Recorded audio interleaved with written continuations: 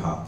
那周杰伦曲子除了一般的大家平常这个，他有一个最特色的歌叫做中国风，啊，中国风他的歌曲大部分都是跟方文山合作的哈。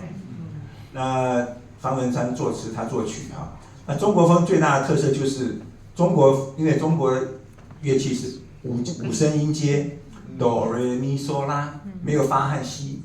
但是呢，现在的中国风的歌，大部分不是大部分，就有些歌会加西。那周杰伦歌里面有的歌有西，好，但是好像没有听到有发的，我不确定哈。好，那中国风的话就是，它两岸都非常受欢迎哈，而且好像其中有一首啊，我记得有登上春晚哈，那个青花瓷我记得有登上春晚。好，串在一起，一个是菊花瓷、菊花台、青花瓷，然后兰亭序。乐器。小提琴哈。